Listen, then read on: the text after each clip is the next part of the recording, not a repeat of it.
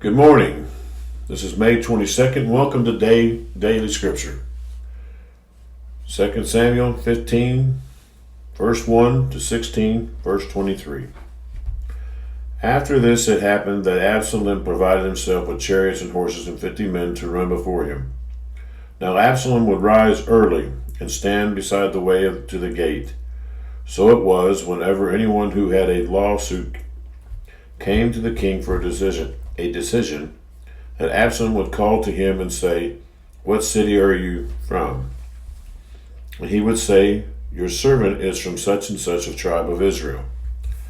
When Absalom would say to him, "Look, your case is good and right, but there is no deputy of the king to hear you." Moreover, Absalom would say, "Oh, that I were made judge in the land, and everyone who has any suit or cause would come to me, then I would give him justice." And so it was, whenever anyone came near to bow down to him, that he would put out his hand and take him and kiss him. In this manner Absalom acted toward all Israel who came to the king for judgment. So Absalom stole the hearts of the men of Israel. Now it came to pass after 40 years that Absalom said to the king, "Please let me go to Hebron and pay the vow which I have made to the Lord. For your servant took a vow while I dwelt in Geshur in Syria, saying, 'If the Lord indeed brings me back to Jerusalem, then I will serve the Lord.' And the king said to him, 'Go in peace.' So he arose and went to Hebron. Then Absalom sent spies throughout all the tribes of Israel, saying, 'As soon as you hear the sound of the trumpet, then you shall say, Absalom reigns in Hebron.' And with Absalom went 200 men invited from Jerusalem, and they went along innocently and did not know anything. Then Absalom sent for Ahithophel the Gilonite, David's counselor, from the city, from Gilo, while he offered sacrifices. And the conspiracy grew strong, for the people with Absalom continually increased in number. Now a messenger came to David, saying, 'The hearts of men of Israel are with Absalom.' So David said to all his servants who were with him in Jerusalem, 'Arise and let us flee, or we shall not escape from Absalom. Make haste to depart, lest he overtake us suddenly and bring disaster upon us and strike the city with the edge of the sword.' And the king's servants said to the king, 'We are your servants, ready to do whatever my lord the king commands.' And the king went out with all his household after him, but the king left 10 women concubines to keep the house. And the king went out with all the people after him, and stopped at the outskirts. Then all his servants passed before him, and all the Churites and all the Pethelites and all the Gittites, 600 men who had followed him from Gath, passed before the king. Then the king said to Ithiel the Gittite, 'Why are you going with us? Return and remain with the king, for you are a foreigner and also an exile from your own place. In fact, you came only yesterday. Should I make you wander up and down with us today? Since I go I know not where. Return and take your brethren back. Mercy and truth be with you.' But Ithiel answered the king and said, 'As the Lord lives, and as my lord the king lives, surely in whatever place my lord the king shall be, whether in death or life, even there also your servant will be.' So David said to Ithiel, 'Go and cross over.' Then Ithiel the Gittite and all his men and all the little ones who were with him crossed over. And all the country wept with a loud voice, and all the people crossed over. The king himself also crossed over the brook Kidron, and all the people crossed over toward the way of the wilderness. There was Zadok also, and all the Levites with him, bearing the ark of the covenant of God. And they sat down the ark of God, and Abiathar went up until all the people had finished crossing over from the city. And the king said to Zadok, "Carry the ark of God back into the city. If I find favor in the eyes of the Lord, he will bring me back and show me both it and his dwelling place. But if he says thus, I have no delight in you, then here I am, let him do to me as he seems good to him." The king also said to Zadok the priest, "Are you not a seer? Return to the city in peace, and your 2 sons with you, Ahimaaz your son, and Jonathan the son of Abiathar. See, I will wait in the plains of the wilderness until the word comes from you to inform me." Before Zadok and Abiathar carried the ark of God back to Jerusalem, and they remained there. So David went up by the ascent of the Mount of Olives, and wept as he went up, and he and his head covered, and went barefoot. And all the people that were there with him covered their heads, and went up weeping as they went up. Then someone told David Abiathar was among the conspirators with Absalom. And David said, "O Lord, I pray, turn the counsel of Abiathar into foolishness." Now it happened when David had come to the top of the mountain where he worshipped God, there was Hazael the Archite coming to meet him with his robe torn and dust on his head. David said to him, "If you go on with me, then you will become a burden to me.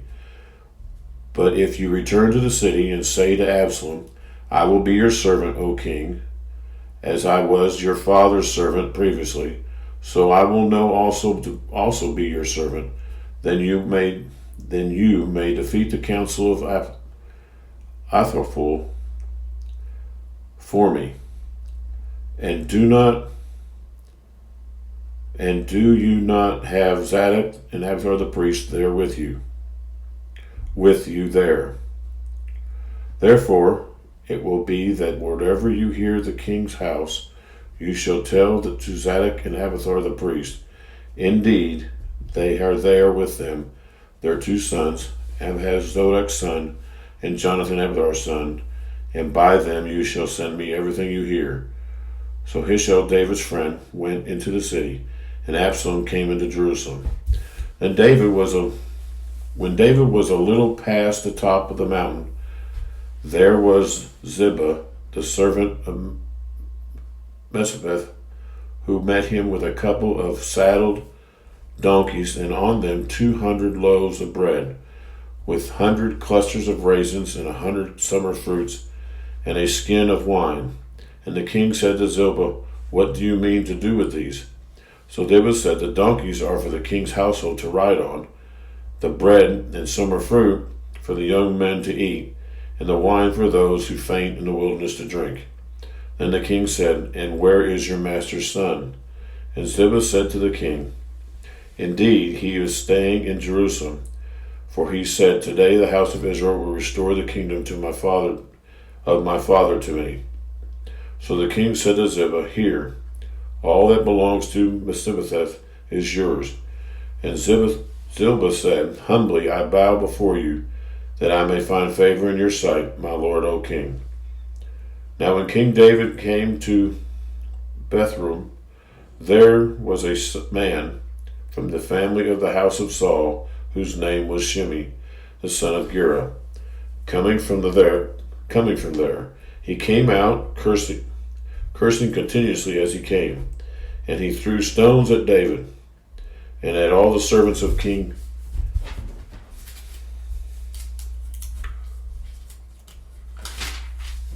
David, and all the people and all the mighty men were on his right hand and on his left. So Shimei said thus when he cursed, come out, you bloodthirsty men, you rogue. The Lord has brought upon you all the blood of the house of Saul, in whose place you have reigned, and the Lord has delivered the kingdom into the hand of Absalom your son. So now you are caught in your own evil, because you are a bloodthirsty man. Then Abishai the son of Zeruiah said to the king, Why should this dead dog curse my lord the king? Please let me go over and take off his head. But the king said, What have I to do with you, you sons of Zeruiah? So let him curse, because the Lord has said to him, Curse David. Who then shall say, Why have you done so? And David said to him and all his servants, See how my son, who came from my own body, seeks my life. How much more now may this Benjamite? Let him alone, let him curse, for so the Lord has ordered him. It may be that the Lord will look on my affliction, and that the Lord will repay me with good for his cursing this day. And as David and his men went along the road, Shimei went along the hillside opposite him, and cursed as he went, threw stones at him, and kicked up dust. Now the king and all the people who were with him became weary, so they refreshed themselves there. Meanwhile Absalom and all the people and men of Israel came to Jerusalem, and Ahithophel was with him. And so it was with Hazael and the Archite, David's friend, came to Absalom, that Hushai said to Absalom, Long live the king, and long live the king. So Absalom said to Hushai, Is this your loyalty to your friend? Why did you not go with your friend? And Hushai said to Absalom, No, but whom the Lord and his people and all the men of Israel choose, his I will be, and with him I will remain. Therefore, whom shall I serve? Should I not serve in the presence of his son? As I have served in your father's presence, so will I be in your presence. Then Absalom said to Absalom, Give advice to me as to what I should do. And Ahithophel said to Absalom, Go into your father's concubines, whom he has left to keep the house, and all of Israel will hear that you are abhorred by your father. Then the hands of all who are with you will be strong. So they pitched a tent for Absalom on the top of the house, and Absalom went in to his father's concubines in the sight of all Israel. Now the advice of Ahithophel, which he gave in those days, was as if one had inquired at the oracle of God. So was all the advice of Ahithophel, both David and with Absalom. Psalm 68, 8-15. O bless, O God, you peoples, and make the voice of his praise to be heard, who keeps our soul among the living, and does not allow our feet to be moved. For you, O God, have tested us. You have refined us as silver is refined. You brought us into the net and laid affliction on our backs. You have caused men to ride over our heads. We went through the fire and through water, but you brought us out to rich fulfillment. I will go into your house with burnt offerings, and I will pay my vows, which my lips have uttered, and my mouth has spoken when I was in trouble. I will offer you burnt sacrifices of fat animals, with the sweet aroma of rams, and I will offer bulls with goats. Proverbs 16:27-30. An ungodly man digs up evil, and it is on his lips like a burning fire. A perverse man sows strife, and a whisperer separates the best of friends. A violent man entices his neighbor, and leads him in a way that is not good.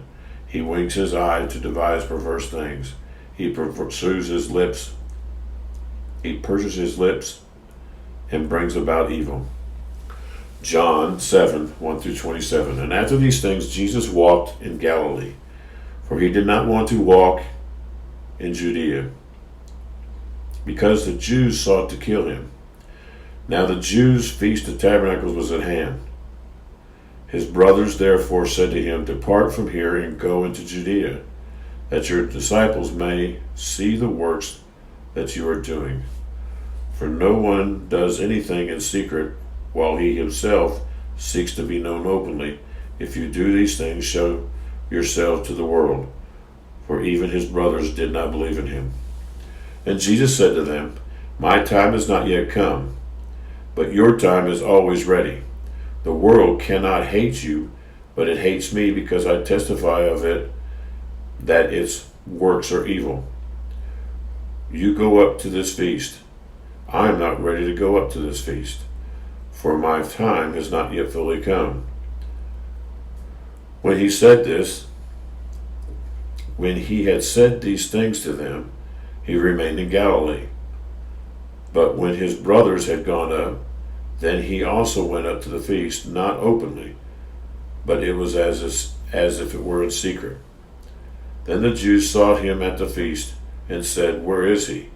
And there was much complaining among the people concerning him, because some said, He is good. Others said, No, on the contrary, he deceives the people. However, no one spoke openly of him for fear of the Jews. Now, about the middle of the feast, Jesus went up into the temple and taught. And the Jews marveled, saying, How does this man know letters, having never studied? And Jesus answered them and said, My doctrine is not mine, but it is his who sent me. If anyone wills to do his will, he shall know concerning the doctrine, whether it is from God, or whether I speak on my own authority. He who speaks from himself seeks his own glory, but he who seeks the glory of the one who sent me is true, and no unrighteousness is in him. Did not Moses give you the law? Yet one of you keeps the law. Yet none of you keeps the law. Why do you seek to kill me? The people answered and said, You have a demon. Who is seeking to kill you? Jesus answered and said to them, I did one work, and you all marveled. Moses therefore gave you circumcision, not that it is from Moses, but from the fathers. And you circumcise a man on the Sabbath. If a man receives circumcision on the Sabbath, so that the law of Moses should not be broken, are you angry with me because I made a man completely well on the Sabbath? Do not judge according to appearance, but judge with righteous judgment. Now some of them from Jerusalem said, Is this not he whom they seek to kill? But look, he speaks boldly, and they say nothing to him. Do the rulers know indeed that this is truly the Christ? However, we know where this man is from. But when the Christ comes, no one knows where he is from. Thank you, folks, and we'll see you tomorrow.